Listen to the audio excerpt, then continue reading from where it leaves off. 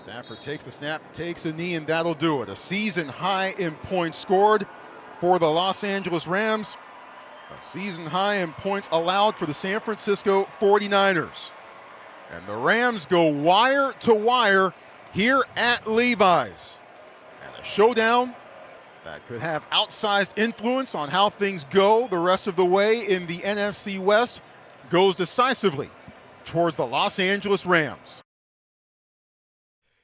Already week 11 is upon us. Adam Copeland, John Dickinson with you ahead of the Niners and the Arizona Cardinals coming your way at 1:05 right here on the Sports Leader. We'll be with you till about 12:05 when we hand it over to the broadcast team as the Niners look to move to 7-4, 4-1 in division. Would be where they are with a win after today. After you heard the call there from Troy Clarity and Tim Ryan in Week 10 against the Rams, a high watermark in points allowed for the 49ers. The offense did have a bit going and an opportunity to get back in that game, cutting it to a one-score lead a couple of different times. Adam Copeland, JD with you. JD, Week 11 is here, man. And I know I say this every week. Can't believe it's Week 11, except when I think about the 3 preseason games, going back to training camp, you think draft starting in April. Yeah, Week 11 feels appropriate. Feels about where we are, yeah? I mean, yeah, it does, and this thing just flies by once the actual games start coming, and we're close to, 4 months in, going back all the way to training camp at this point. So, yeah, the 49ers come in 6-4, Arizona 3-6. Big opportunity for the Niners. I think these next 4 games, I don't want to get too far ahead, but the game today in Arizona, the home game against the Panthers, the game at Cleveland before the bye, and then the game coming out of the bye against Tennessee, winnable games, all 4 of them for the Niners, already at 6-4. This next little stretch here, starting today, is going to determine their playoff fate. Well, JD, I'm of the mindset where we go to the bye week and then we kind of take inventory there. So I'm with you. I feel the same about that game out of the bye, Tennessee and all that. We've talked about this for weeks, you and I, months really, in terms of what winnable games or should win games they have left. When we look at where this team is right now, the return of Brock Purdy today, the return of Ricky Pearsall today, which for the first time this year, by the way, as a 49er fan and as this guy who covers the team, feels nice to go into the game with 1 player questionable, and for the first time, 2 real impact players coming back. It's fairly incredible to take inventory of where they are and see that they're 6-4 on the season. Their starting quarterback and $52 million man, Brock Purdy, has played 2 of those games. He's 1-1 in those games. Your first-round draft pick, Ricky Pearsall from last year, who was looking to be the number 1 guy this year, has only played with George Kittle for like a quarter and change so far this season. It's intriguing, it's enthralling, and it's kind of a big unknown based on what the defense did last week and where the offense is now, what they could be capable of for the remainder of 2025.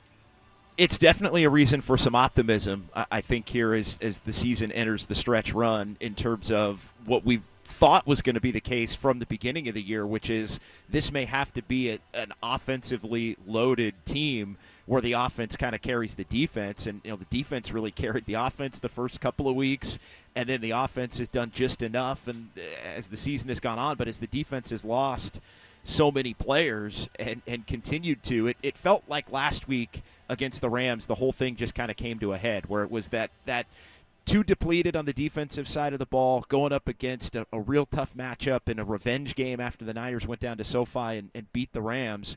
But the offense was the bright spot in that game, the ability to move the ball, and now you add Brock Purdy back to the mix, you add Ricky Pearsall back to the mix, and it really is, I think, go time in many ways to see how healthy and effective Brock Purdy can be. But if he can be, he has the potential to level up this offense, I think, to a point to where they can start to carry this team down the stretch of the season and put them in the playoffs, given the start that they've had to this point. Well, let me ask you this, JD, and we'll talk about the schedule that lies ahead and the games ahead for the 49ers into the bye week. As you pointed out, 3 more, including this one. And this isn't a must-win, but it's a have-to-have in my mind. If you don't win this one, you're 3-2 in division. You're also 6-5 overall, staring down a game on Monday night next week with Carolina, another NFC opponent, which is a key matchup. They don't do a ton correct, but they do run the ball fairly well with Rico Dowdle. Bryce Young is not as inept as he appeared to be a couple of years ago. So the Chicago Bears are a more difficult game at the end of the year. But when I look at this team right now and I look at, okay, how much can the offense carry the defense? What does the offense need to do? Where the 49ers are right now, 22 points a game, ranked 23rd in the NFL. In the 6 games since Brock last played, since week 4, they've averaged 23.3, so 1.3 points per game more over that stretch with Mac than they did in the first couple of games. And again, Brock played, 2 of the first 4 games of the season, right? So neither here nor there. The number 10 scoring team in football is only 3.5 points better than the 49ers are right now. It's a baseball thing to go like wins above replacement. Can we both go Brock Purdy points above replacement? Like, how many points is he worth a game? Can he make the 49ers in the final 7 weeks of the season or final 7 games a top 10 scoring offense? He doesn't need to match what the other teams have done through the first 10. I'm saying from here on out, can they be a top 10 scoring offense with Brock and Ricky? I think that's a great question. I would even put a number on it, and my number's probably going to be a little bit high considering the averages, but I think 27 is the number. So that's kind of where we're at. I think 25.5 or like 26, and I'll pull it up for you right now. But it's not like there's only 2 teams in the NFL averaging 30 points per game. So we're talking a series of games where you score 30. But I'm with you. I'm looking at 26, 27 points a game is kind of where they need to be. Yeah, that's the magic number for me. I think considering Brock coming back, considering some of the opponents, all of those kinds of things. That I feel like is the magic number. Is it going to have to be 30 in a couple of those? It might to eke out a win here or there, or maybe to win comfortably in a game here or there. But I think that's the magic number over the final 7 games. And now, where does that put the average for the whole season? It bumps it up a little bit, but to me, that number's got to be significant for these final 7. And take a little bit of the pressure off of the 49ers defense that continues to be so depleted and just trying to figure out ways to function on a week-in, week-out basis as they continue to lose players. Well, it's funny that you mentioned 27 as well. The Rams are averaging 27.9, but they're 37 over their last 3 games, right? And they're the number 5 team in all of football. Chicago's at 26.6. I mean, that's a team you're going to see. I'm kind of with you. You look at New England, they're 26.5. Kansas City's right at 26.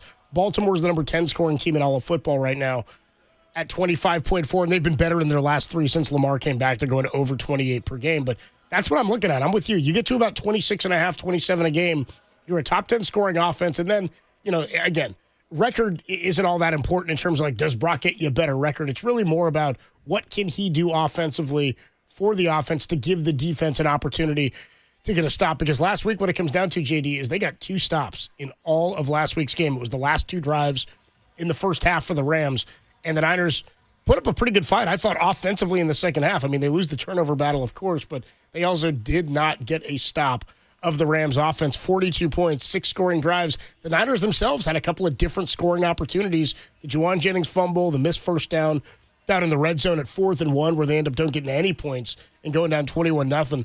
I do think the offense improves with Brock. I'm not sure about the wins because you got to play the defensive side of the ball, but 27 a game I think would give you an opportunity.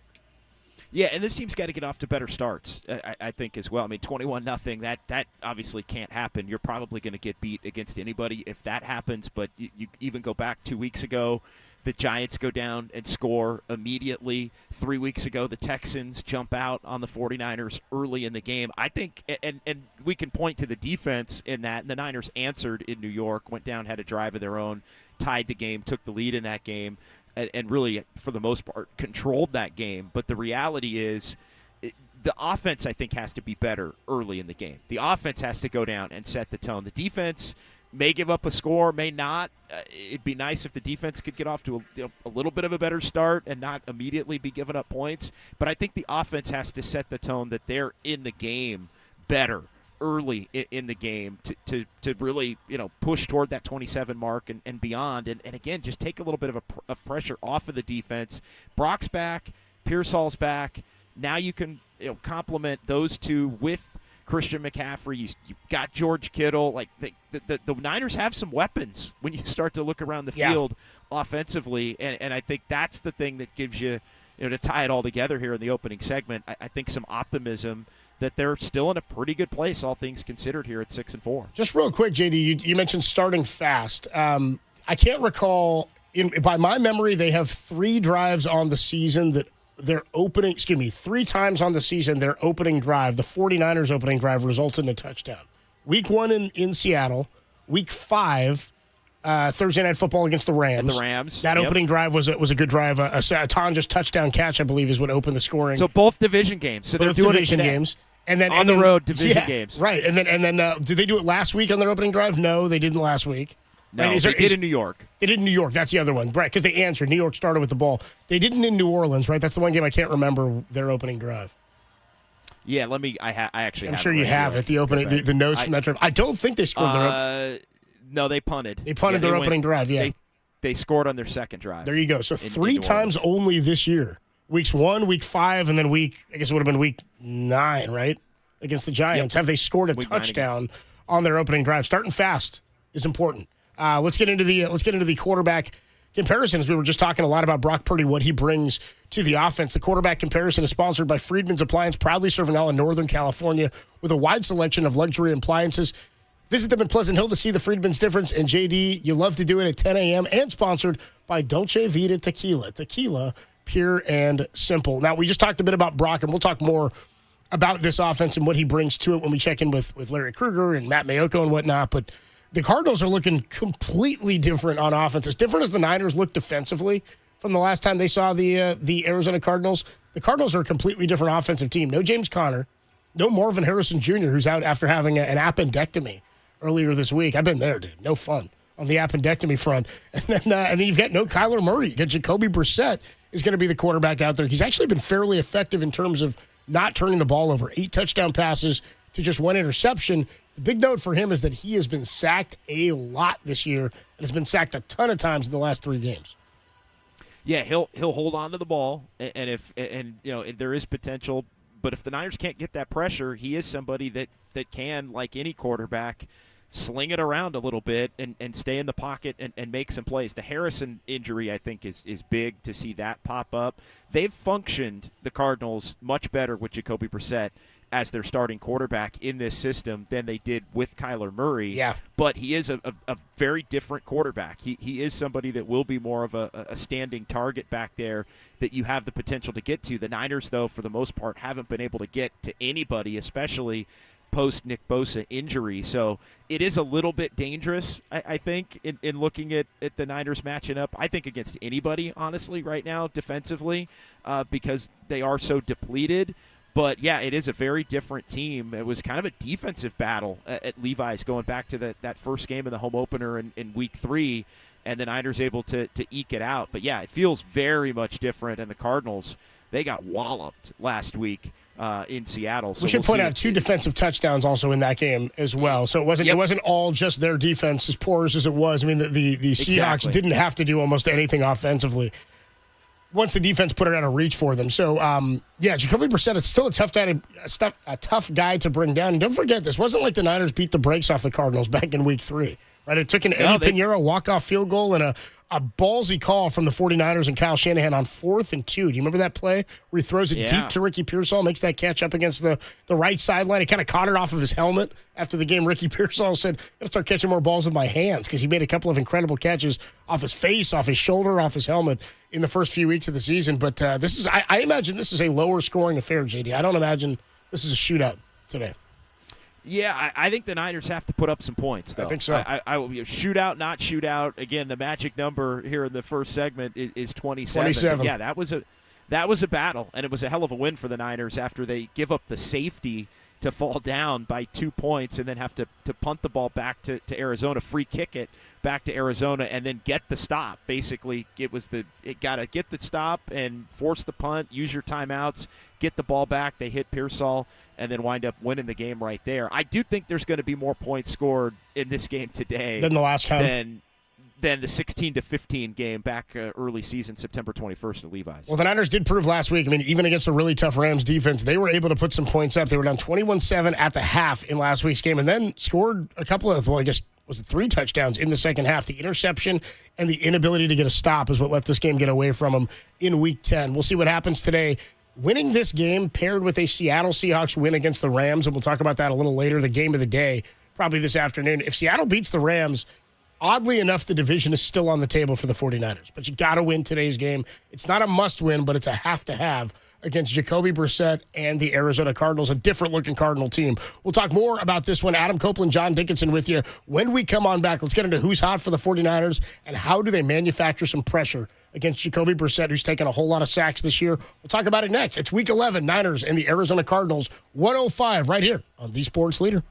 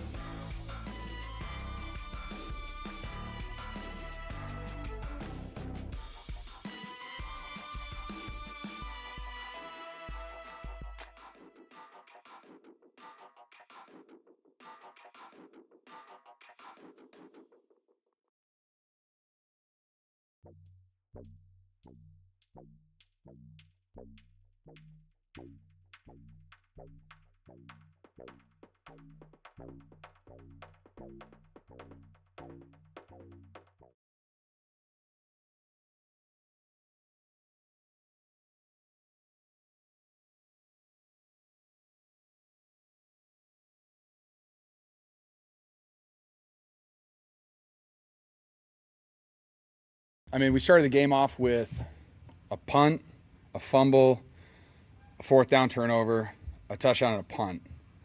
And I'm pretty sure, like I said, since I've been back, is that our team is going to have to rely on our really good veteran offense to score a lot of points and not turn the ball over.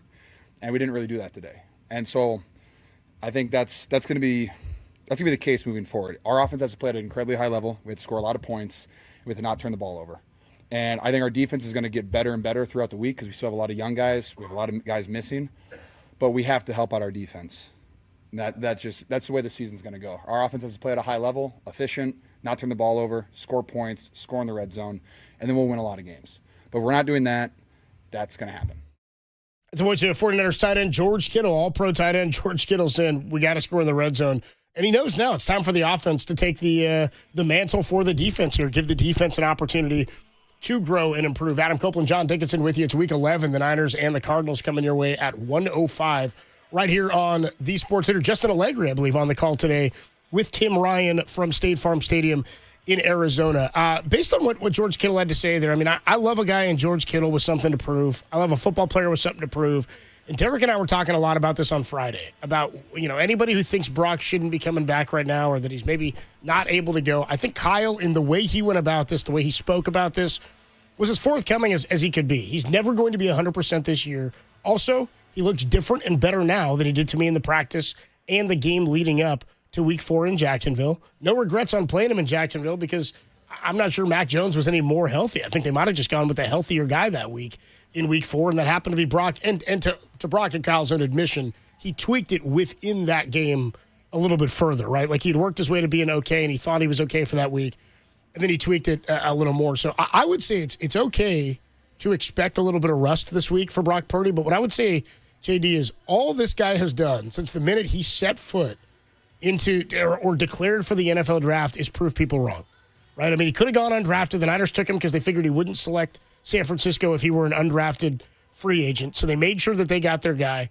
Guy was going to be a practice squad quarterback. The Niners had traded multiple first-rounders to get their replacement for Jimmy Garoppolo, who, by the way, when Brock was drafted, was still sitting on the roster in front of Brock Purdy when that season started. He takes the helm as the starting quarterback against the Miami Dolphins, or he comes in against Miami, beats Tom Brady in his rookie season. They go all the way to the NFC Championship, and if not for an injury, who knows? We could be talking about a Super Bowl appearance in year one for Mr. Irrelevant. He not only that, he gets injured to the point of tearing his UCL, comes back without missing a game to start the following season, receives MVP votes, gets to the NFC Championship, this time wins it, goes to the Super Bowl. And by the way, they don't win that NFC Championship without his performance in the second half against the Detroit Lions. He then has to bounce back the following year after losing a Super Bowl. He gets injured last year, plays all but really one game, I think, in Green Bay was the one that he missed. It's a $50+ million contract, and now for the first time in his career will have to prove he's capable of coming back from an injury that kept him out for 6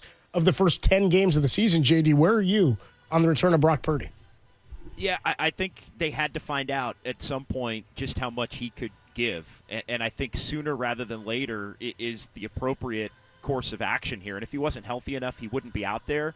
But I think now is the right time, because if he does re-aggravate it or if he doesn't look right, then you know. And then you know with enough season left to go back to Mac Jones, and you've been successful with Mac Jones. But you have to give yourself a little bit of a runway, I think, if possible. Now, look, the timeline, I think, is more based on just how Brock is feeling and how Brock has looked. But I think they've given him time, and then they've given him extra time to be able to make sure, and they've been afforded that because Mac Jones has been able to be so effective, and they've been able to win as much as they have with Mac. But let's be honest, Brock Purdy at his best, if he can get to that level, does raise the ceiling and the floor, I think, for what this 49ers team can be offensively, and I think they need that because of how depleted the defense is. So it feels like the right time to me, going up against an opponent that he's familiar with and has the ability to work against in a game where Ricky Pearsall's coming back. The 49ers, it's not like he has to go out there void of weapons in this game today compared to maybe some other games if he had played along the way here going back the last 5-6 weeks. So I think it's a real nice spot. I don't want to say it's a soft landing or anything like that because it is still a divisional game, and I don't think the Niners can count any game between now and the end of the year as automatic.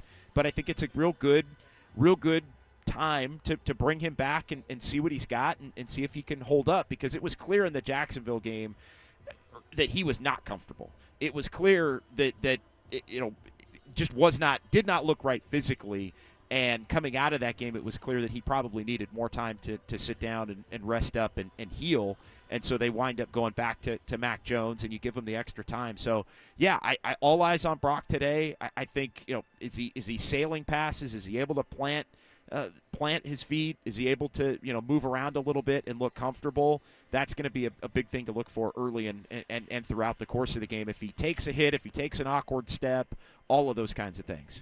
In the case of Ricky Pearsall, something that was noticeable to me is, one, we knew how thin this wide receiver core was going to be coming in. So there's something intriguing about having both Ricky and Christian McCaffrey and George Kittle on the field together now for the first time since week 1, because Kittle wasn't there week 4 when Ricky last played. Obviously, McCaffrey's played all season long. What did you think before the season? I can't remember when you and I talked at length, because there was a lot of question marks coming into week 1, because, dude, we didn't see anybody. We didn't see Brock.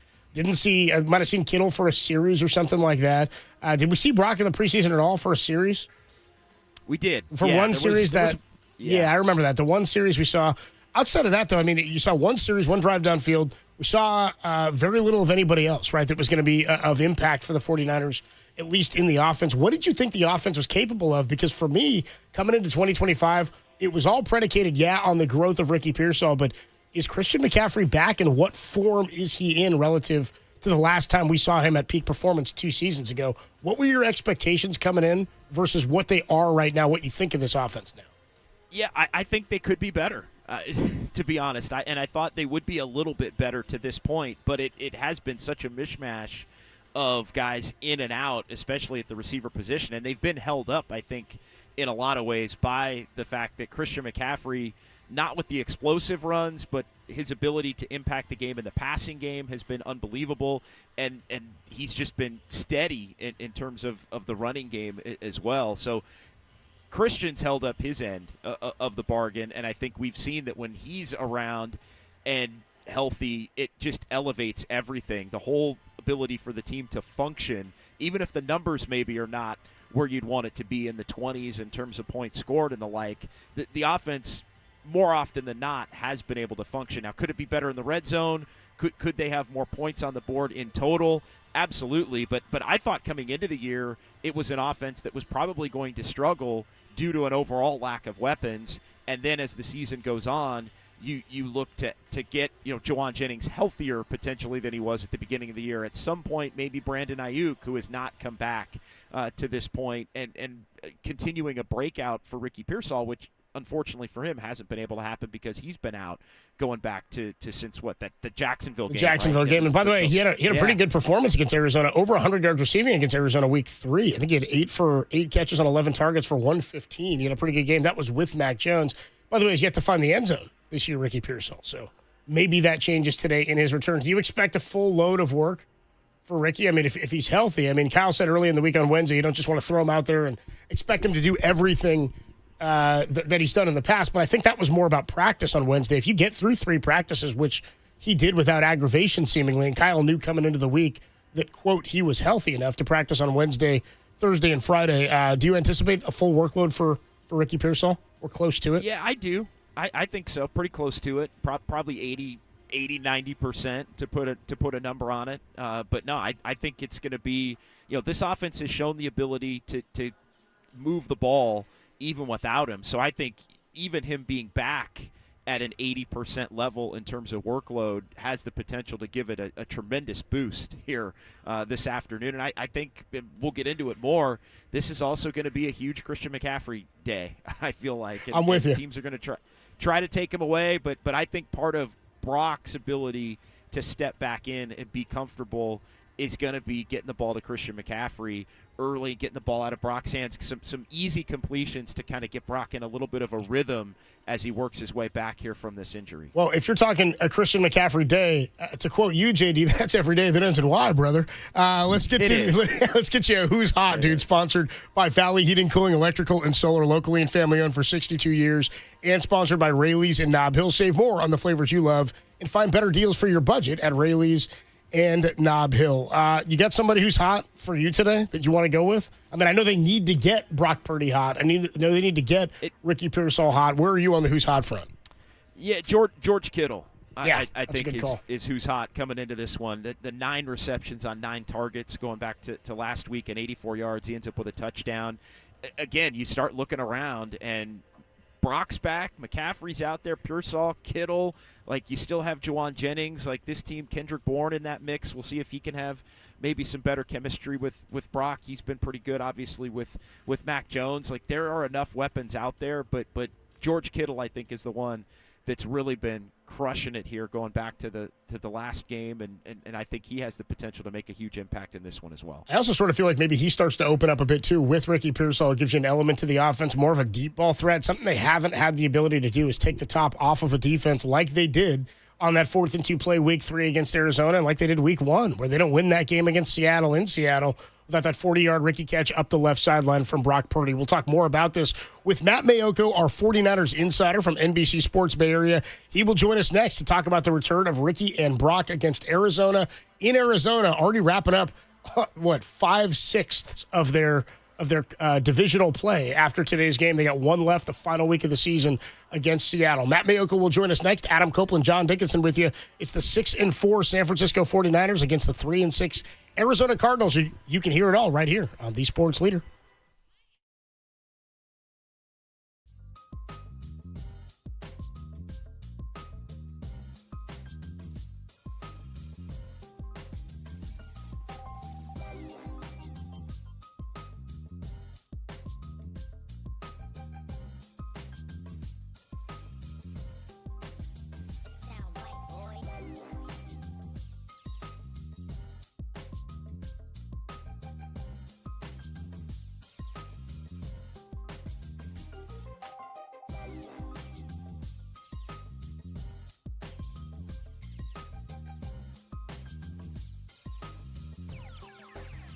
Sound right, boys.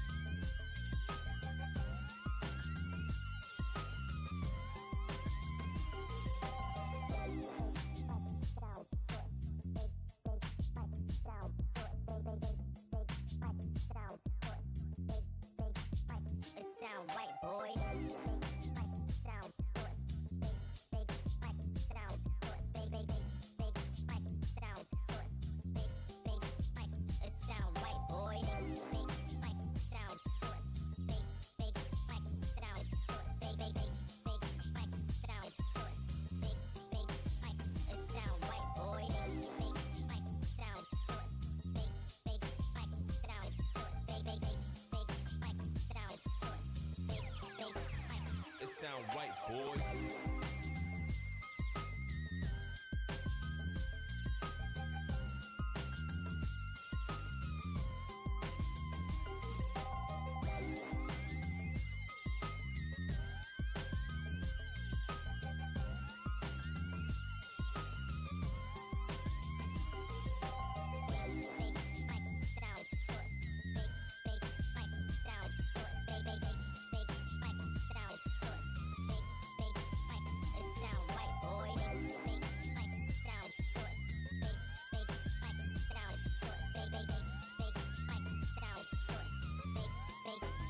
It sound right, boy.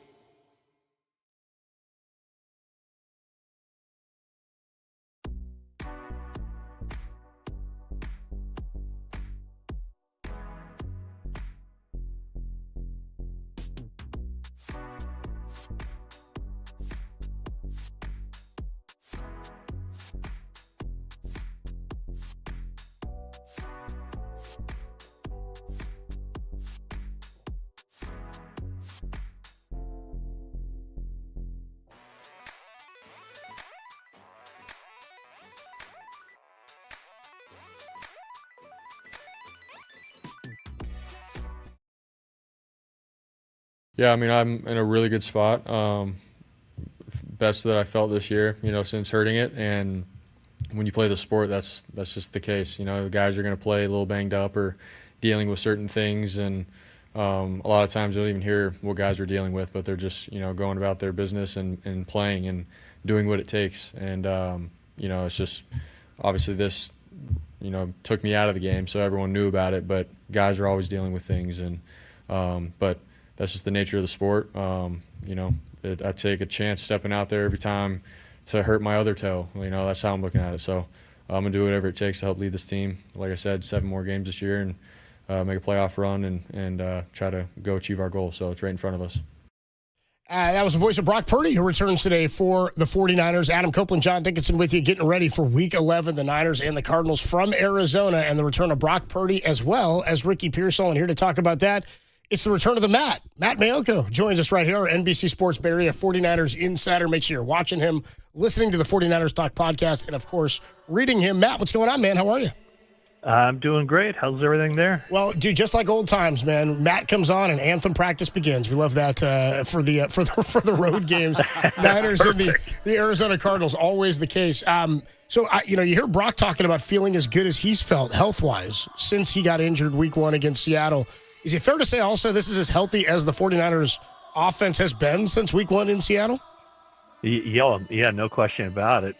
And I guess the key for Purdy is, yes, it's as good as he's felt since then, but let's face it, he hasn't felt real good. Sure. And so that's kind of a low bar. So we'll see how he plays. Clearly Week 4, he just didn't look right, just wasn't pushing off, wasn't throwing the balls, just seemed to be, leaving some passes up there that were kind of fluttering and easy to pick off. So, yeah, he's back with Pearsall being back. The offensive line is fully healthy. George Kittle's healthy. The one guy, if you looked at, in the off season, where can the 49ers offense be this season? The only guy who's not out there is Brandon Ayuk, and I'm not sure he will be out there. It just kind of seems as the weeks go by, the odds diminish. And if he does get out there, for how long will he be available? I should say it that way. I should say, at what point will he become available? Right now we know for sure he's going to miss 11 games. I think we can definitely chalk up Week 12. He won't be available. And then, that's even if he's if they open the practice window for him this coming week, which certainly is not, a given at this point. So, I think the offense is healthy. And to your point, this is where the offense has to get going. It has to put more points on the board to cover for that defense, which is not healthy. Matt, what made this the week for Brock Purdy to return above maybe looking to push it a little sooner or maybe looking to give him a little bit more time? As I understand it, they felt good about him last week, and he felt good. But at that point, when he was feeling good and he was going through the scout team reps, so he was getting a chance to do some stuff that was close to what he'd be asked to do in a game. But by the time that, he felt good and everyone kind of was of the opinion that he was ready to play again, it was kind of too late for last week because they were getting Mac Jones ready to play. The game plan was geared around him. He got all the practice reps as far as, looking at the Rams defense and all that. So I think the feeling was that, he was healthy enough to play last week. He could have played, but let's just give it one more week. And so I think at the end of the week when they determined, let's just not take any chances, not have him be the backup, just have him on the sideline in street clothes and then gear up for this week. And so by having him kind of dialed in on the Monday with the game plan, watching film with the coaches, and then getting out there on the practice field Wednesday and Thursday, that kind of checked those final boxes of, it seems to me like they felt like they were being more cautious this time as far as, okay, it's close whether he could suit up for that game against the Giants. He could have suited up for the game against the Rams, but let's just not take any chances and get him out there the next week. So I think it kind of lined up where they thought that they were pushing it to a degree, but also being cautious enough to reduce the risk of re-injuring it. You think it's fair to anticipate rust, Matt? Because, well, I was thinking about it the other day because right before week 4, when Brock came back, we asked Steve Young if he ever felt rust after he missed a game, and he said, yeah, I always thought if I missed one game, it'd take me one half to get it back. And I was like, well, damn, we're looking at a lot of games here for Brock to get it back. If we're going by the Steve Young math of it, I don't think it's that straightforward. But fair. Go ahead. Yeah, did he keep doing that? Did he say in 2 games is 2 halves, and 3 is a game and a half? And so 4? Let's see, 6 games, so we need 3 halves. I don't know how this is going to work for Brock. Well, with that same logic, when you play the final game of one season, that's a lot of weeks before the first game of the following year. Fair enough. It's a lot of halves you got to work your way back up to. So fair to anticipate. Per Steve Young, Brock will be good to go in the second half of next season. Yeah, that'll be. Yeah. So, what are we thinking about rust? Is that a fair thing to anticipate with a QB like Brock? You know what? I think if he's out there, you expect him to play at a high level from the beginning. I think there is something to, getting him going early. And, I think what the 49ers did last week with Mac Jones, a lot of that, was he 33 of 39? There weren't a whole lot of risky throws, or there were very high percentage throws. I think that's the way you get it going is, you need to get the run game going better than they have this season.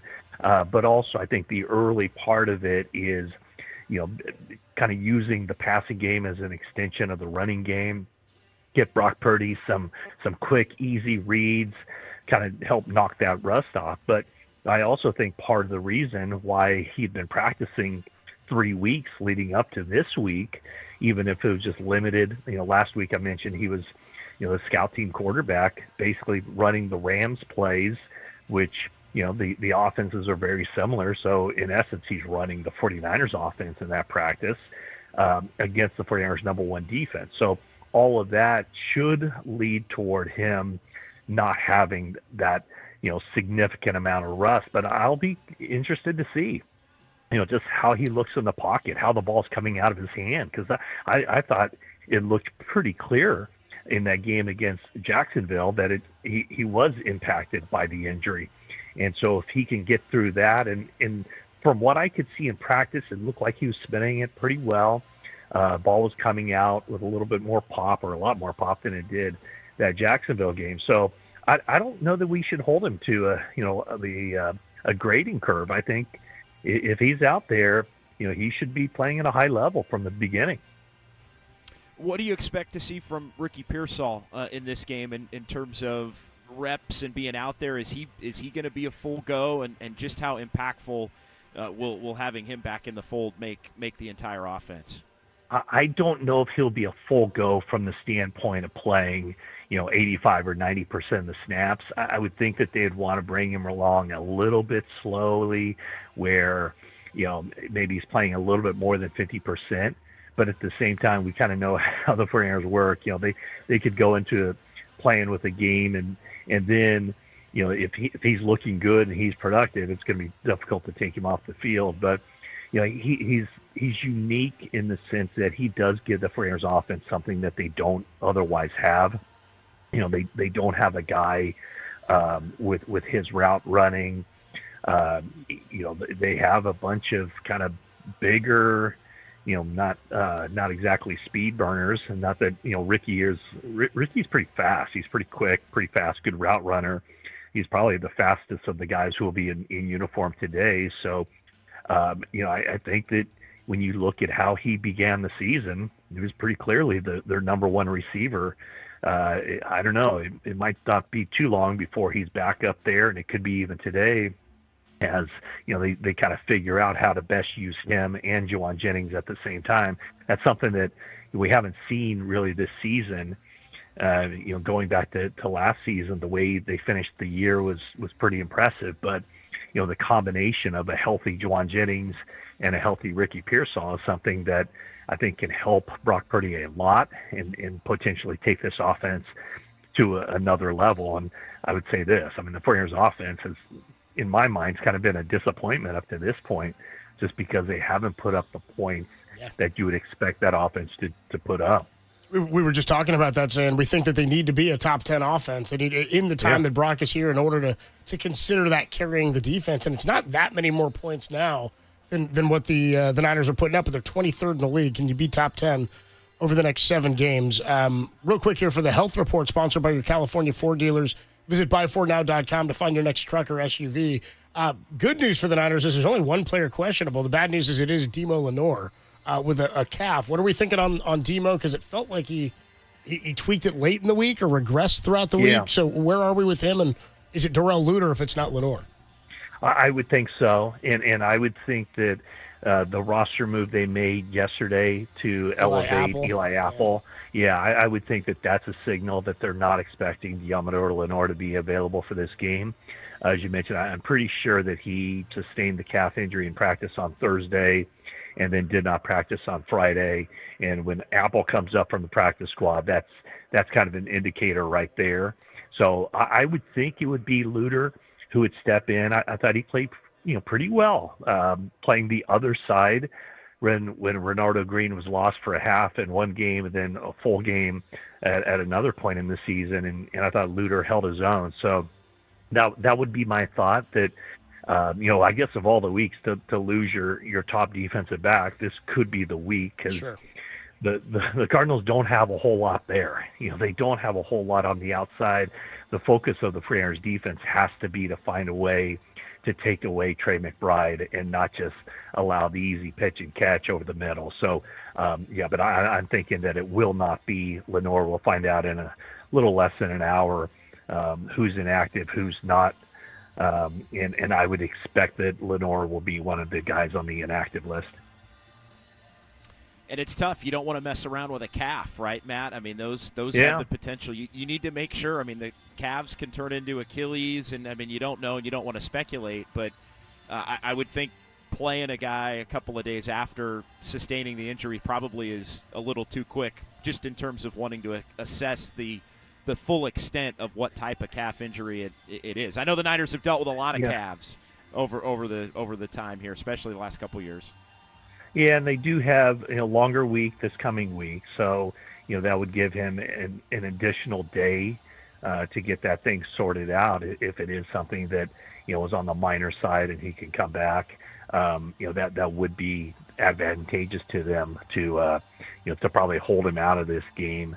They can still win this game without Diamador Lenore out there. This is probably, like I said, the game where they don't necessarily need him to go out there and win because the Cardinals are so thin at the wide receiver position. Matt Mayoka, the voice you hear, our 49ers insider from NBC Sports Bay Area. Make sure you're reading him, listening to him, and watching him on NBC Sports Bay Area. Matt, enjoy the game, and we will talk to you. Well, I'll talk to you on Dirty Work. I guess I'll miss you tomorrow. Derek will talk to you. I'll talk to you next week. Where are you going tomorrow? Well, we're going to be in Hawaii. I think the guys are already there. I'm here doing this, and then I'll fly out tomorrow morning. Okay. Well, so you'll talk to Derek and Krug. Frank, what island did you say? Derek and Tim are already there. We're going to be on the Big Island. We're going to be in Kona. Okay, the big. Well, cool. Well, you have to give me the full report, and that might be my bye-week vacation plan right there. Well, good deal. Yeah, we'll make sure you get that in. You can ask Derek and Krug how the weather is tomorrow. All right, we'll talk to you next week, Matt. Enjoy the game. Okay. Sounds great. Thanks, guys. Good deal there from Matt Mayoka, our 49ers insider from NBC Sports Bay Area. 49ers head coach Kyle Shanahan met with the media. Well, he met with the media. He also met with me and Derek on Thursdays. He does every week on Dirty Work right here on The Sports Leader. And he'd broken the news to Matt Mayoka right before he came on with us that it was going to be Brock Purdy this week. He also announced that Ricky Pearsall would play. He talked about the difference in things that he's seen in Ricky Pearsall and Brock Purdy this week relative to that of the previous weeks when they were not able to go. You'll hear from 49ers head coach Kyle Shanahan next, and then we'll check in with Larry Krueger, Adam Copeland, John Dickinson with you. It's the Niners and the Cardinals coming your way at 105 right here on The Sports Leader.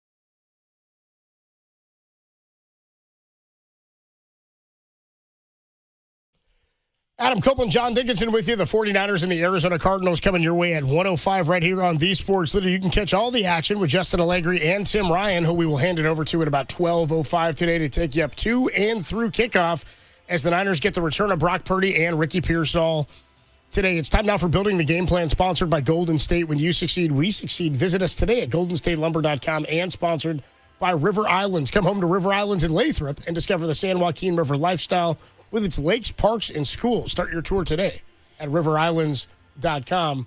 It was for me, as Marty would tell you. Kyle Shanahan, 49ers head coach, joins myself and Derek Papa every week throughout the Niner season on Thursday afternoon. And this week, he joined us right after talking to Matt Mayoko, and Matt had tweeted out that Kyle reported to him that it was going to be Brock Purdy at starter this week. I started the conversation by asking Kyle, hey, is that true? Is Brock going to be the guy this week?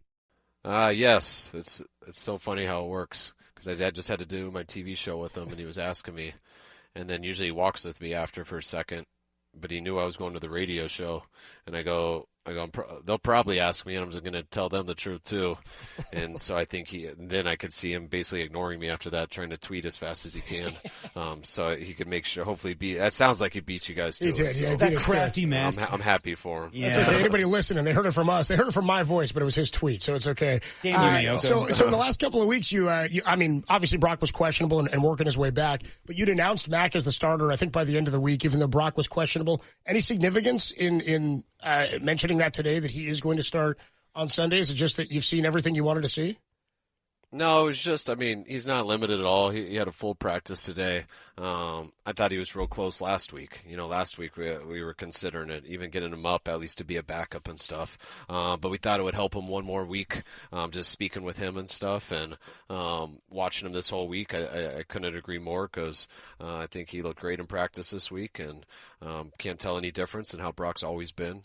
So I think he made it a pretty easy decision for us. So no point in messing around. It's time to go. So how different did Brock look in comparison to the practices in the week leading up to the Jags game, to the last few weeks, where you feel more confident that the toe will not hinder his play? Much better in terms of, I thought he pushed it more in these practices. I think that was the kind of thing when he came back at first, he didn't push it quite as hard, which was similar to the Jacksonville week. But then we found out in the game when he had to go a little bit harder that things came up. So I think he's pushed it harder these last few weeks since he has been coming back on a limited basis. But this week really ramped it up, and watching him ramping up like at game tempo and do that stuff without me seeing any difference with my own eyes. And then when I talked to him after, him saying that he feels nothing, that's when you know it's time to go, and I'm real excited to get him back. How's Ricky Pearsall responding to practice this week? He's had a good week. He's done some good things. We got to be smart with him, easing him back in. That's why he's been limited this week. I mean, you can't just throw a guy out to run all these routes as much as you do when you've been out 6 weeks. But he did a little on Wednesday, did a little bit more today. But he'll be good to go for Sunday. So Ricky going to go on Sunday as well. We were talking about just how, there's been sort of a revolving door of a lot of players because of the injuries. What does he give the offense that maybe you didn't have in the receiving core, either prior to him or in his absence? What does he add to the offense? Well, he was such a big loss for us when we did lose him, because he was the only receiver that we actually had an off season with. Yeah. He was the one that was really tuned into the offense and just the timing of everything, because he was the one who got a full OTAs and a full training camp. JJ missing all training camp and then getting hurt versus Seattle made that really tough. And then pretty much the second, third week on, we were dependent on KB, who just got here in week 2, and then D-Rob, who was coming back from suspension, and then Sky. So that was a real huge challenge to work through, just with guys not being here and trying to learn on the fly. And then that's why I was so proud of Macklin, how he did, because coming into that situation, being able to pull that off with this group of guys who just hadn't had the practice reps yet with him.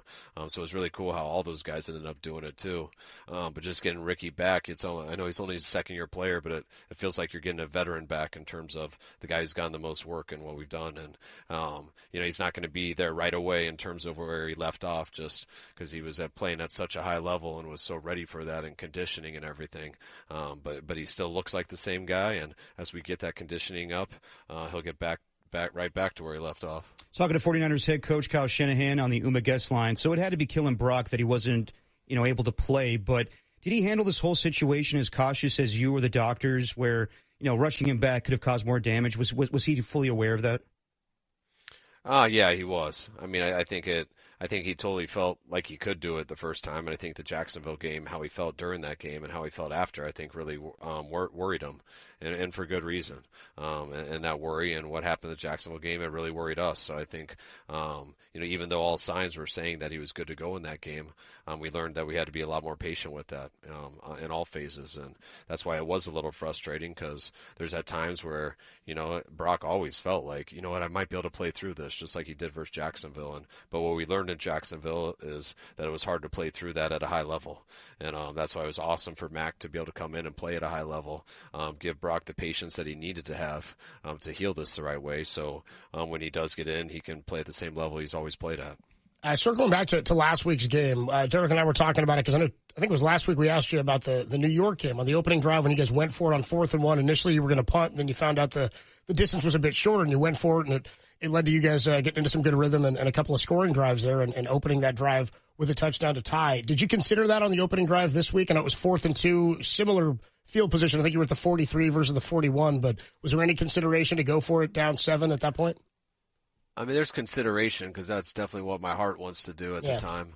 But I didn't think it was the smart thing there. I felt like it was a 3-yard deal. I didn't think it was a situation where you could have a threat of a threat of a sneak or anything like that. You can always run, but I thought that would be panicking too much based off the first drive. I was really hoping for a PI call on that, which we eventually got an apology for it, but I was hoping we could stop them next drive, but we didn't. We got down behind, and you don't mind, you can still catch up, but I think the hardest thing was the next time we went down the field, we fumbled going inside the 30. They make it 21-0. Then we go and get stopped on a 4th and 1 on the 11-yard line, which was tough. But then after that, our defense stops them 2 times in a row, which should allow us to get within 1 score. And that was kind of and then get the ball in the 3rd quarter. And that was really where I was disappointed the most, that we did get that 1 score. Yeah. We had an opportunity to get another and make it a 1-score game so we could get in the 3rd and make it an even game. And right before the half, at the end of the 2nd, we didn't get that done. So we went down in halftime down 14, and we still made it a 1-score game, but they were on fire in that 2nd half, similar to how the 2nd half went the first time we played them. But we were behind the 8 ball because of those first 3 series. What does an apology do for you, Kyle? What's that? What did the apology do for you? Anything?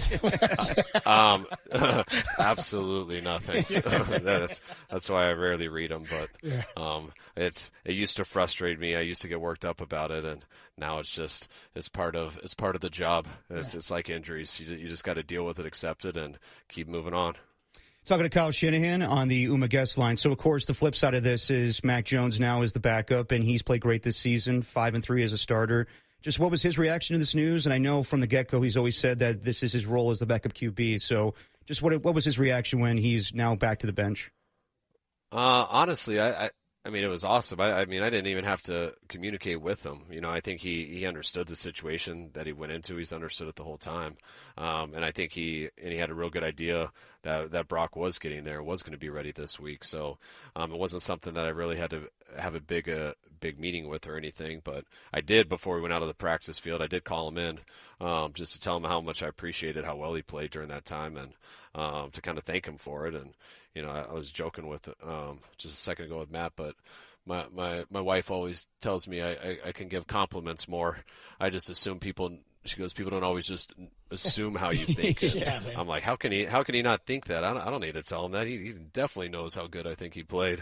But you know what? Maybe my wife's right. Maybe I should let him know. And so I just called him in and said that and appreciated it. And he's like, hey man, I enjoyed it, and I'm gonna go have fun on scout team today, and I'll be ready if I'm ever needed again. So Max handled it great since the beginning. Him and Brock have been studs together in the room together. They help each other a ton. They enjoy each other, and I'm really pumped to have him this year, and I'm really pumped that we have him next year also. I mean, Max had a good attitude the whole time. He said all the right things to the media about this being Brock's team and accepting the role as a backup. You coached a lot of different reliable backups, from Sage Rosenfels to Brian Hoyer to Kirk Cousins at one point. Is unselfishness the biggest trait all of these backup quarterbacks had in your time coaching them?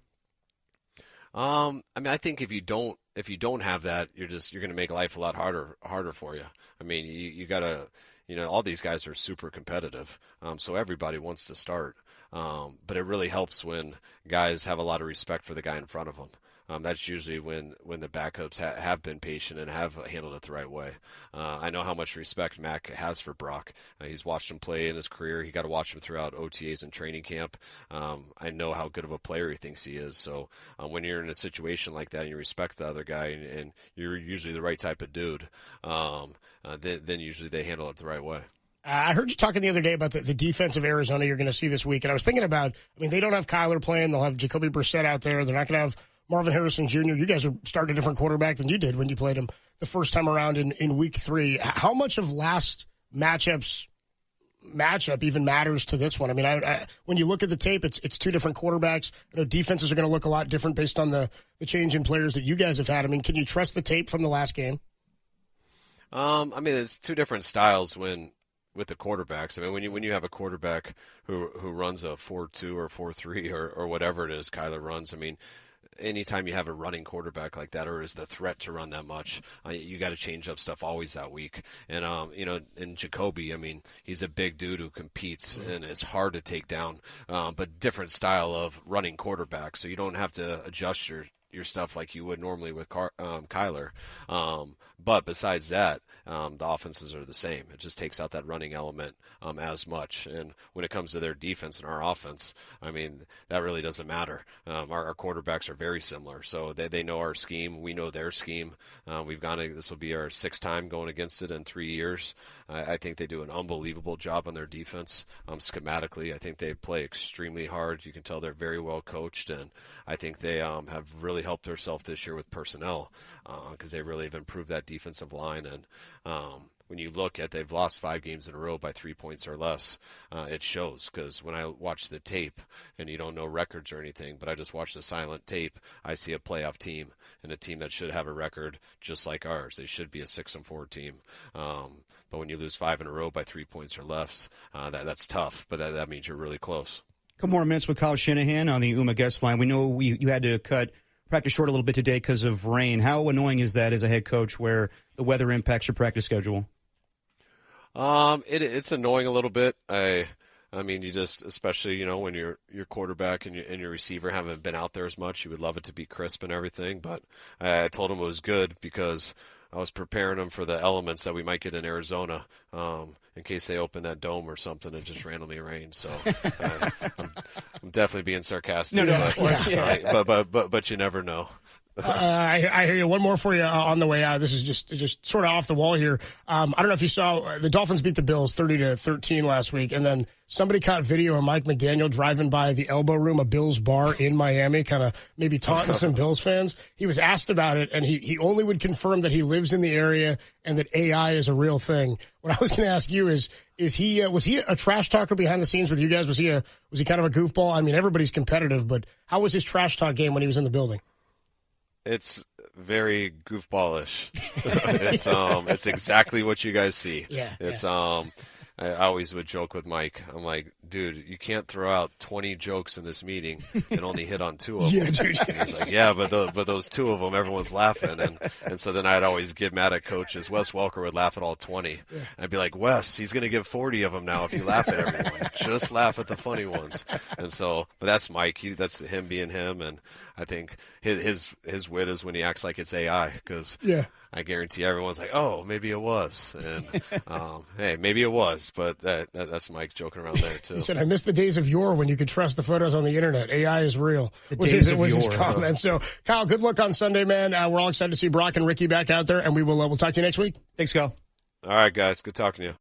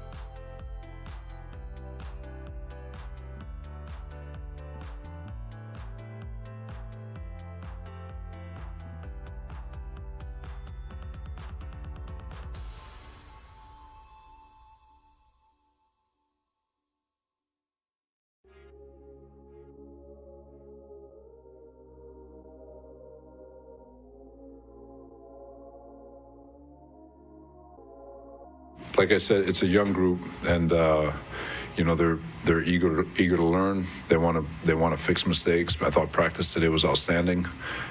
So they're in a good spot. It's obviously everyone has a bad taste in their mouth. Anytime you get 40 dropped on you, it's not fun. But we got a good group of guys. They've played really good football before, and we've had good games as a group. We've had bad games as a group, and we've just got to find that consistency as we continue to go through the year.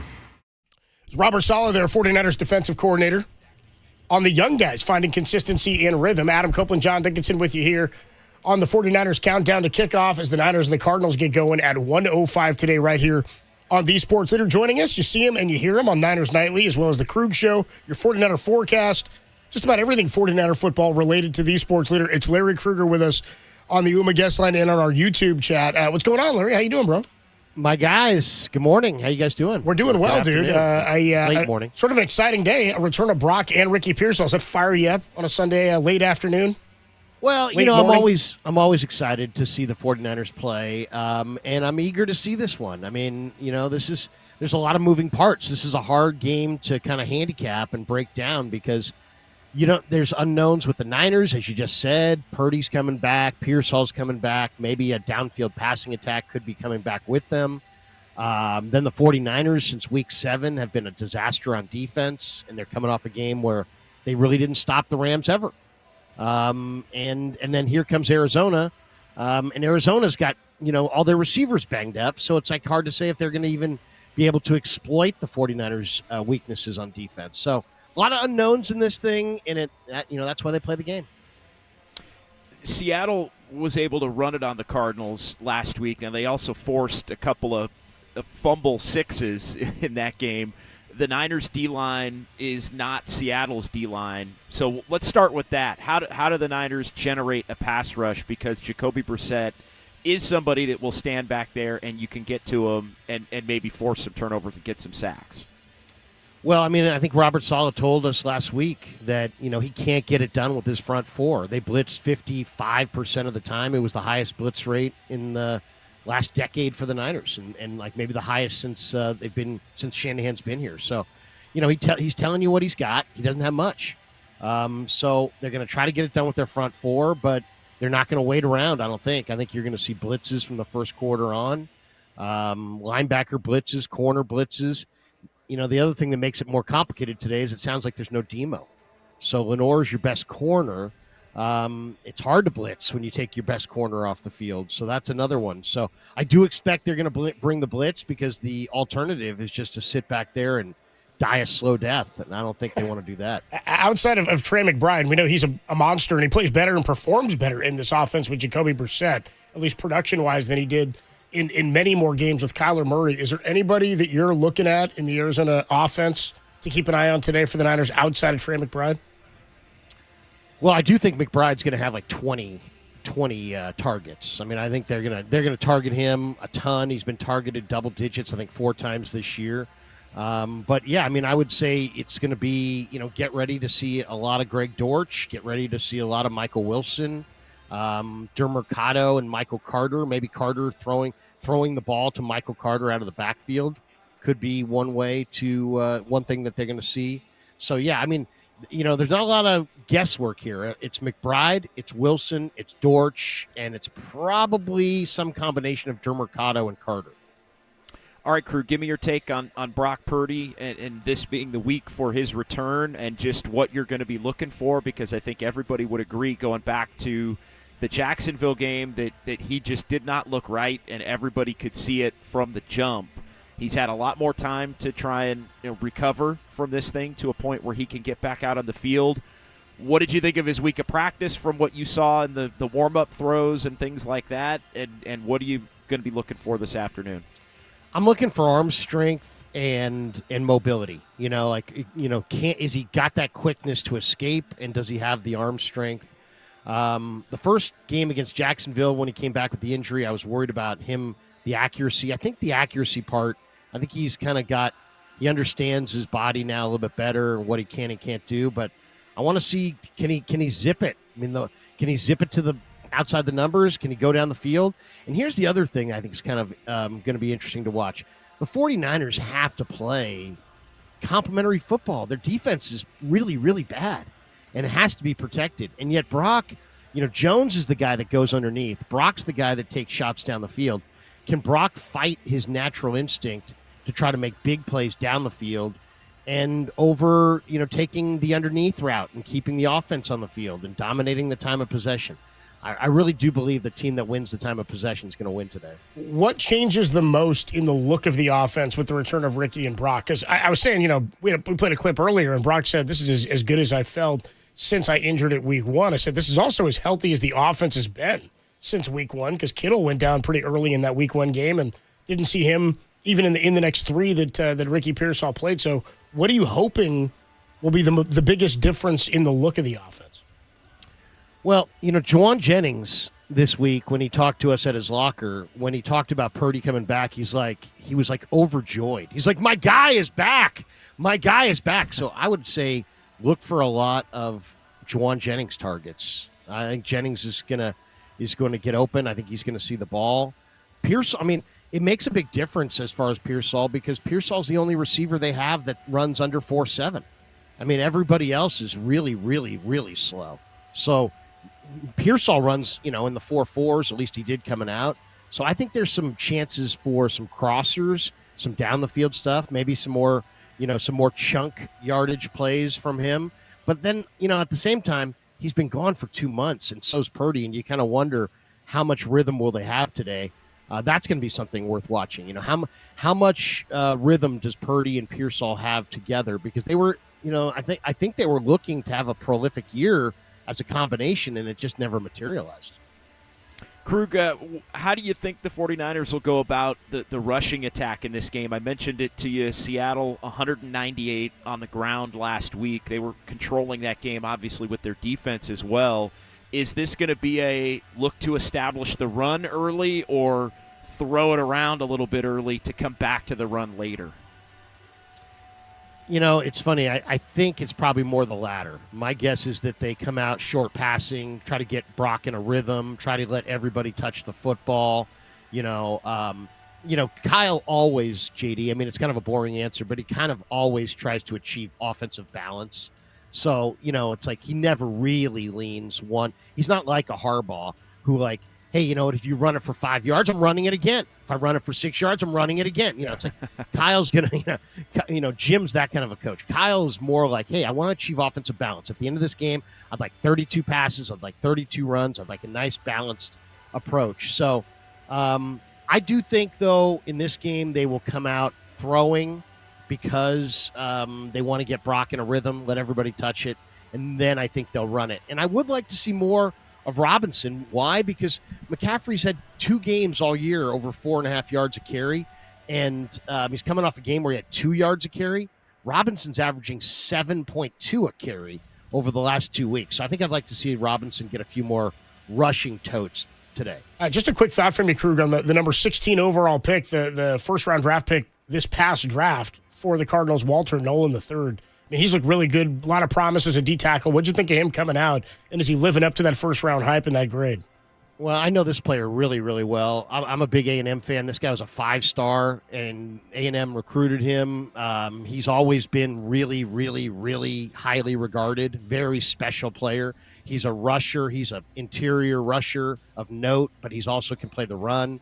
He's a little dinged, though. Is he going? I don't know. That's one of the names I'll be looking for on the active list or the inactive list. Because, to me, he makes a huge impact. I talked to Ben Barch today at his locker, or this week at his locker, I should say, and he said, hey, look, I'm going to be going up against Calais Campbell or Walter Nolan, and both those guys are really, really difficult.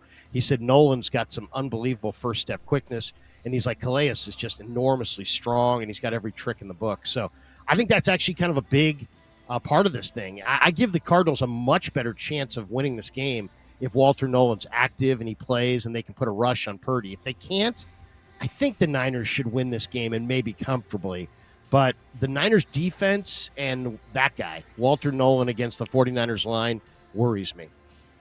I'm always a little leery of a team that just got blown out on the road coming back home, even if they're not going to wind up making a run toward the playoffs, and the Cardinals are 3-6. But I always feel like the compete is going to be on blast for a team that just got embarrassed, and they got embarrassed up in Seattle. They were down 35-0 in that game. They ended up losing 44-22. Just what's your overview on the Cardinals? I mean, they lost a bunch of games at the final play. I think it was 5 in a row by 6 points or less. Kyle Shanahan mentioned it to Copes and Derek during the week. Like they're 3-6, but are they a little better than 3-6? I know Shanahan was really gassing them up, saying, "Hey, they could be 6-3," which they could. But just kind of what's your overall on the Cardinals, and then obviously they're a little bit banged up in a couple of spots too. Well, I think they've got the right regime, right? Monty Ossenfort, good personnel guy. Jonathan Gannon, I think, is a good coach. His scheme works. I think they've got the right leadership. For their hopes and future, I hope they stay with this combo.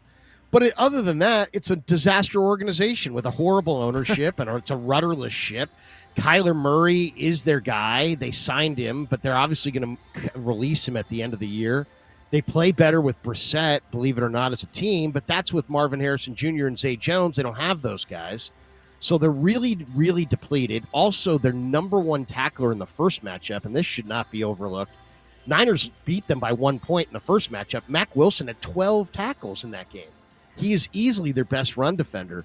And to me, today's a huge referendum on Cody Simon, the former Ohio State Buckeye linebacker who steps in for Mack Wilson. I think Shanahan is going to make Cody Simon his conflict defender. He's going to make him read his keys. He's going to make him, show what kind of intelligence he has as a player.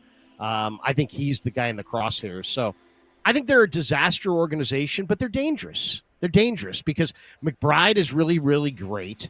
The Niners can't cover the tight end. The Niner defensive metrics since Warner went out are horrid. I mean, they're just absolutely awful. They've got a defense that doesn't provide any rush up front. They're young, inexperienced, raw, and somewhat confused on the back end. You saw we've seen busted plays, missed coverages. They're super banged up at linebacker. I mean, this is going to be, the Niners at 75% going up against the Cardinals at 68%. And I would say I like the Niners just on the strength of their organization and their kind of their vision of themselves. But I think this is anybody's ball game, man. I think this is a coin flip. If the 49ers get off to the one thing we know about the Niners, they got to play with a lead. If they fall behind in this game, then then all of a sudden it's about Josh Sweat and Calais Campbell and maybe Walter Nolan and the Cardinal D-line. And then, Brissett might be able to just kind of pick them apart in the second half piece by piece. If the Niners can play with the lead and the Cardinals have to throw, I think it could be the 49ers actually starting to feel good about themselves up front, maybe getting a few sacks, maybe getting a pick or two. To me, it's a lot about how this game goes at the line of scrimmage. I'll give the edge to the Niners. I'll say 28-27 49ers, but I don't feel good about it. I like the way Crew sort of broke down, and when I say break down, I mean sort of broke down and beat down the Arizona franchise like that. I like they seem like a friend, but they're dangerous. They seem like a friend they're that's dangerous. Like, yeah, well, dude, that's why you can't go out with them 2 nights in a row. You know what I mean? Like they're the friend who asks you, dude, what's wrong with me, man? You go, dude, take a look at yourself, dude. Just look at the mirror, take a look. And some nights, some days they're great, but it's that second day, too many hours with them, they'll break you down, dude. They'll beat you. I know this organization. I actually briefly scouted for them in the 90s. Oh, did you? Out of the Canadian League. My buddy Keith Kidd, I worked under Joe Woolley, who was the general manager. Buddy Ryan was our head coach at the time. They have been a circus as an organization from the ownership down for decades. Let's get you a player to bank on, sponsored by Casino Matrix. Just drop in for gaming, dining, and sports. Please gamble responsibly. 1-800-GAMBLER and by Pacific Service Credit Union. Earn a $400 cash bonus for opening an account and setting up direct deposit of $500 or more. Sign up at pacificservice.org/my400. Krug, who's your player to bank on in this one? Well, I got 2. I got one on offense, one on defense. On offense, I'm going Brian Robinson. I think Robinson is going to get some more totes, and the Cardinals are not good with defending the outside zone run, and I think he maybe has his best game. I think he's trending in that way. And on defense, I'm going to go with Sam Aquinu. Yeah. Sam Aquinu, in the first matchup had 7 tackles. He's having a very, very nice year on a 49er line that's very challenged. He'll get all the rush opportunities he can handle today, and I think Sam Aquinu gets a sack. Krug, appreciate the time. Enjoy the game, man, and we'll talk to you later. Sounds good, guys. Good Talk to you deal, in the man. post. The great Larry Kruger will join us in the post game to break down how this one went down as well. Are you with Kruger on that one? JD, you give the Niners the edge? We'll get more firm predictions here in a bit, but I felt talent-wise, even with Brock coming off the injury, I felt pretty good about this matchup. Yeah, this is a game that would have concerned me more a couple of weeks ago, but with Brock and Pearsall back and with the guys that we've talked about that aren't going to be out there for Arizona, that leads me to think that the Niners have a slight advantage in this one and should be able to put up some points as long as Brock looks healthy. But to me, it's all about the 49er offense. I don't really have a lot of faith in the defense, honestly, that any given week I feel like they could give up a ton of points. Yeah.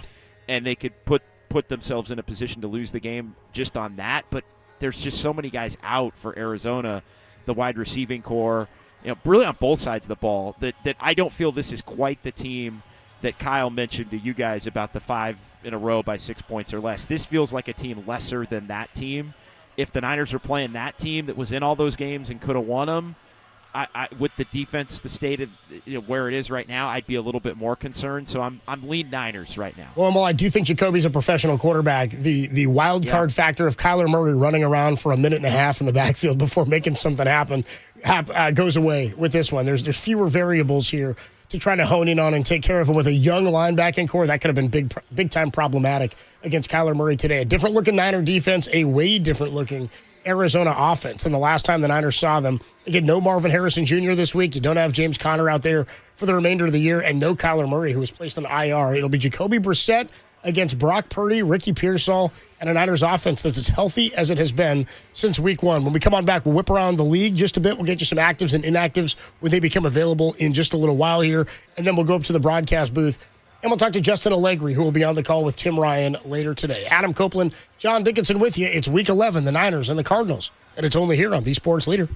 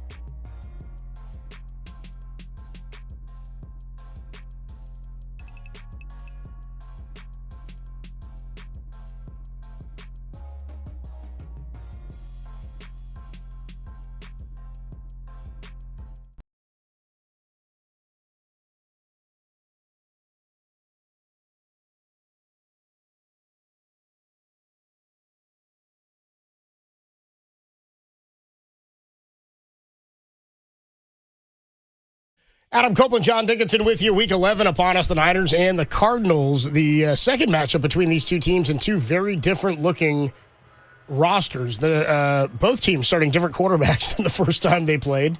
It was Mac Jones against Kyler Murray in Week 3. The Niners won that one on a walk-off Eddie Pinheiro field goal. Today it'll be the return of Brock Purdy against Jacoby Brissett of the Arizona Cardinals. The Niners come into this one at 6-4, technically in third place right now in the NFC West behind behind Seattle and Los Angeles. Arizona comes in at 3-6 in fourth place in the NFC West. Just a quick look around the NFL here in Week 11. How about this? We had a Madrid game this morning, JD. Get up early to see this one. The Commanders and the Dolphins from Madrid. The Dolphins win at 16-13. It caught a little of it, and it put me back to sleep. Yeah. Also, it was on, and then it put me back to sleep, and then I woke up, and then it put me back to sleep. 6-6 at the half. It went into overtime. Second overtime game internationally already this year in the last couple of weeks, actually. Deebo Samuel did catch a touchdown in this one. Devon Achane, 21 carries for 120 as the Dolphins get the victory here. The games that are underway or in action right now, the Panthers are at the Falcons in an NFC South matchup. The Niners see the Panthers next week. The Panthers are 5-5, by the way, right now. Falcons had a big first half. They're up 21-10 over the Panthers. That's good. Drake London, 5 for 108. Bijan, 16 carries for 93 and 2 touchdowns. Michael Penix Jr. in the first half, 11 for 12, 163. So pretty good start there for the Atlanta Falcons. One of the games of the day so far, the Bucs and the Bills. Been an exciting game in this one. Josh Allen does have an interception thrown, but he does have 2 passing touchdowns. Or he has a 2 passing, I believe, and 1 rushing touchdown. Josh Allen, 8 for 17, 155. Sean Tucker, 9 carries for 71 and a touchdown. The Buccaneers trail the Bills near the end of the first half here, 21-17. The snoozer of the day, Texans at Titans, 3-0 at the half.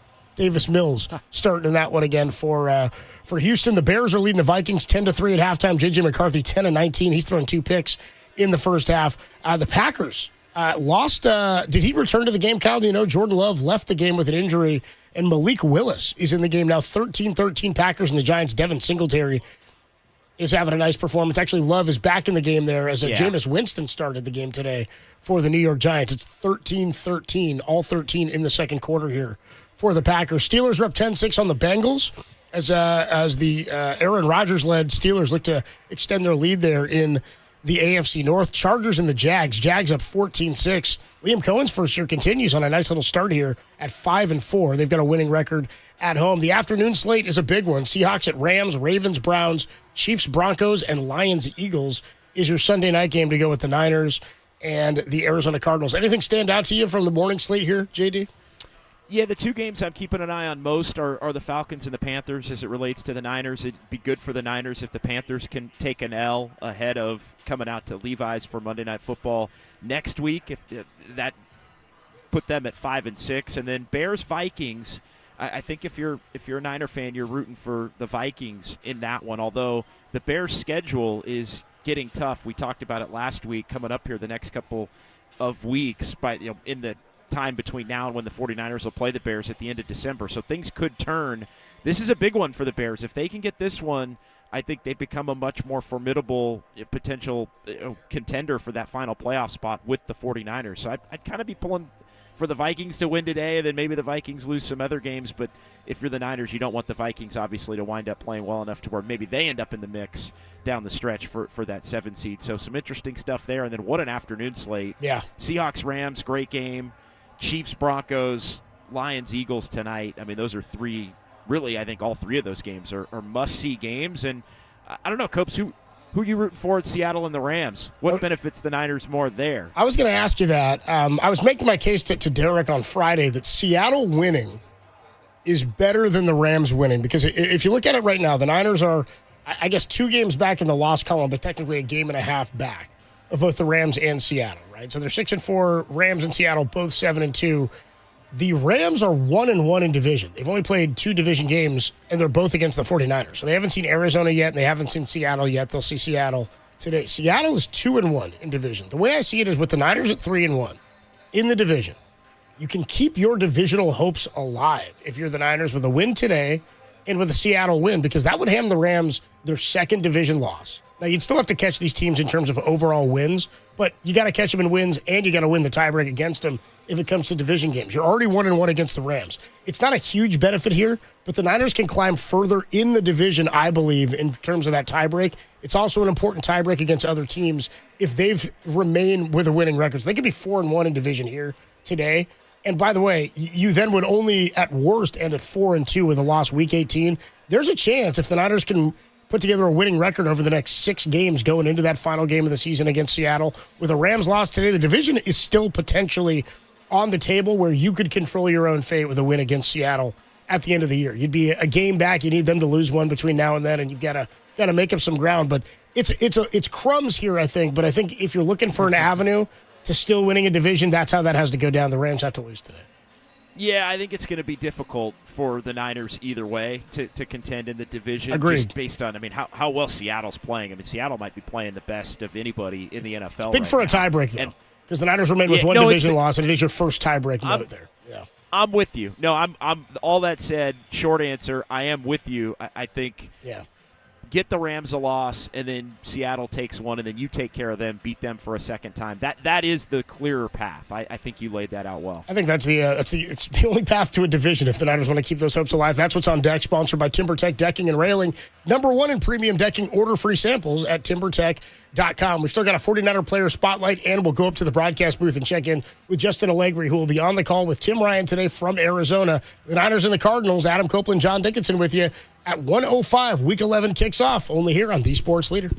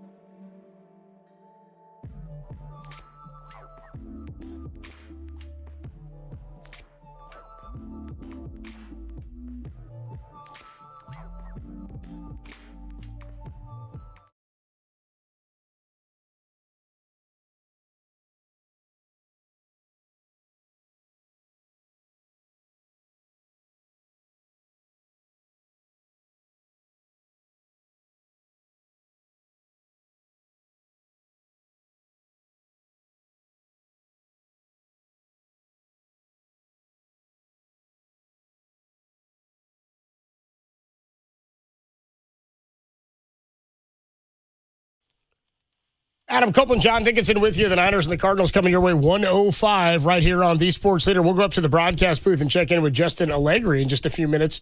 He'll be on the call today alongside Tim Ryan for the Week 11 matchup. JD, we've got the actives and inactives for the 49ers today and some good news in terms of the health for the 49er defense. You have them in front of you there?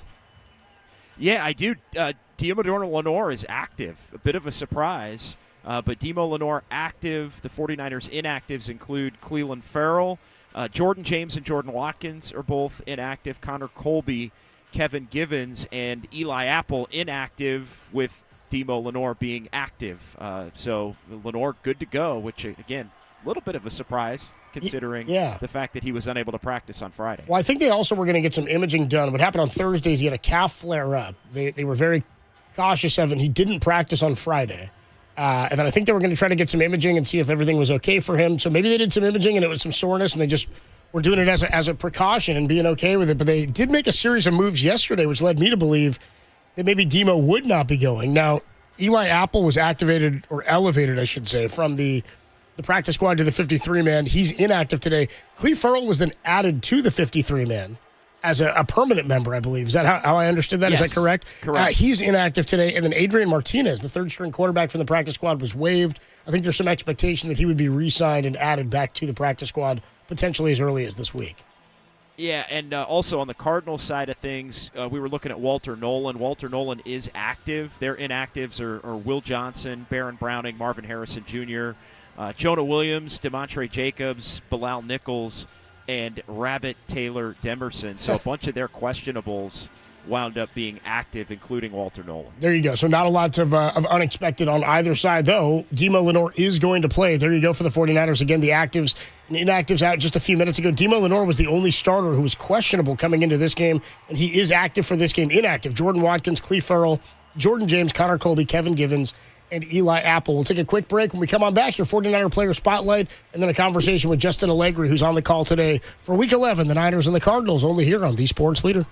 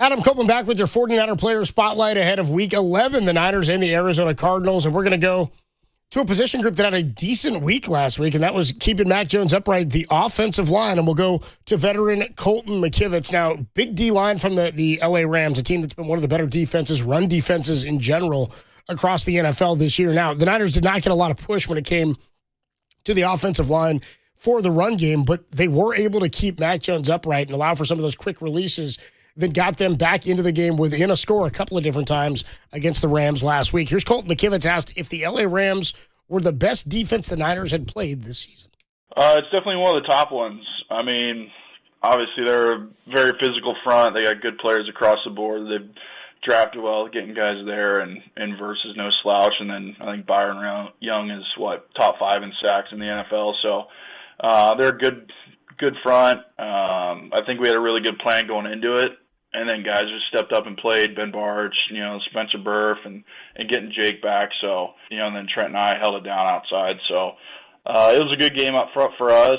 You can only control what you can control, but, I think we did a good job.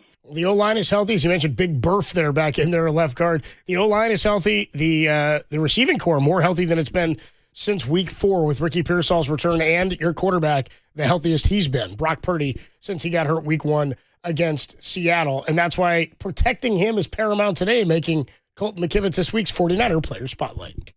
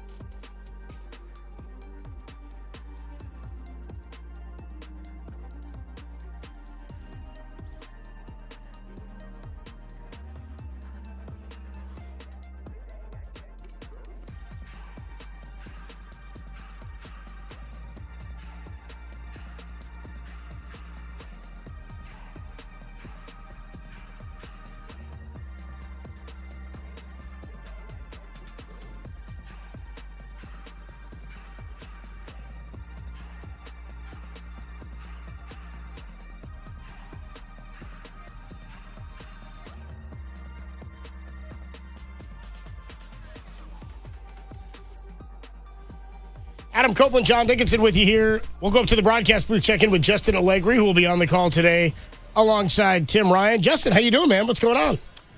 I'm doing great, Copes. Good to talk with you, JD. Good to see you. Yeah. Good to have you with us today. I just want to get your general thoughts, man. The return of Brock Purdy, Ricky Pearsall. How much different do you expect this 49er offense to look today? Well, that is the storyline for this game. Certainly, this is the most healthy this 49er offense has been all season long, maybe since that opening drive against Seattle this year. And it's a time where it's needed. This is a must-win game. You know that you're going to at least pick up a game on either L.A. or Seattle with them playing one another at the same time. So you want to see Purdy come back. You want to see him be his normal self. And I think the time that was put in between his last outing to now has granted him that. And he's got the weapons now. With Jennings playing very well, we've seen Brian Robinson starting to pick it up on the ground attack. And certainly we know what he can do with Kittle and McCaffrey. So this is going to be a fun one, and one early that we'll be able to evaluate and see how Brock's feeling. Wasn't sure the roof would be open considering some weather in the valley, but it looks like they're opening the roof. Those folks over there that thought they didn't need sunscreen today are probably looking up going, what the heck is going on? Yeah, it's going to be it's a game where, this is a 49ers team that I think the storyline for this game is certainly going to be Brock and Ricky Pearsall, but it's still a 49ers defense that has some problems, and it's an Arizona offense that can exploit some of those problems. We saw last week with the Rams what they did with the triple tight end formations. One of the best tight ends in football is on this Arizona team, and he's gashed them already this season. So it's going to be one of those matchups where you're looking at the linebackers to try and step up in coverage against Trey McBride and see what they can do. You look at it, and I think the middle of the field is going to be huge for the 49ers to be able to defend. Seattle had success getting to Jacoby Brissett, forcing a couple of fumbles, taking them to the house. The Niners' pass rush just has not been there. How do you see them trying to generate pressure on Brissett to kind of force him into mistakes and not just let him stand back there, even without his receivers, and be able to try and attack that middle of the field? It's a good point, because you give any NFL quarterback time, they're going to deliver no matter what they have at their disposal. And Brissett has held the ball a lot in his career. He'll hold on to it for a while. He doesn't throw a lot of interceptions. So how do you generate some of that without sacrificing maybe the middle in the secondary?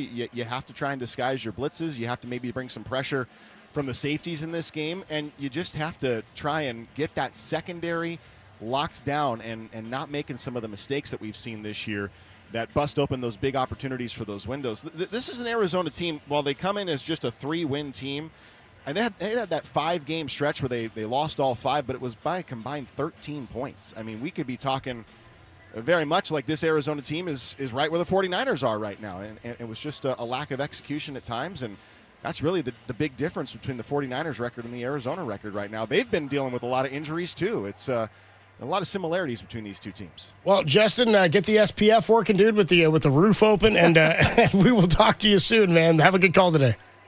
I appreciate it. We'll do. All right, good deal there. We'll take a quick break. We'll come back with our final thoughts and the keys to the game for the Niners and the Cardinals, kicking off at 1 o'clock right here on the Sports Leader.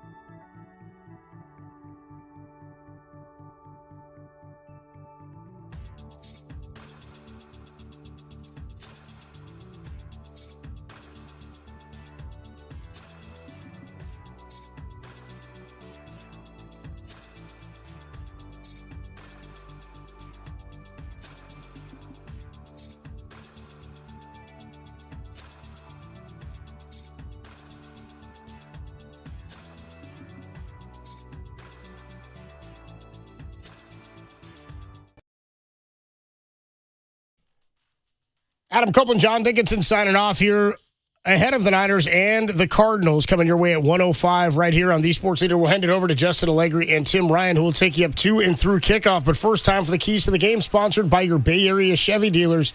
Visit BayAreaChevroletDealers.com. JD, where are you on the keys for this one? We talk about the return of Brock and the return of Ricky Pearsall. Where are you on the return, or excuse me, the keys in the return for those guys today? Yeah, run the football. Get the ball to Christian McCaffrey. Short passing game. Come out. I think they will throw it early. Come back to the run later.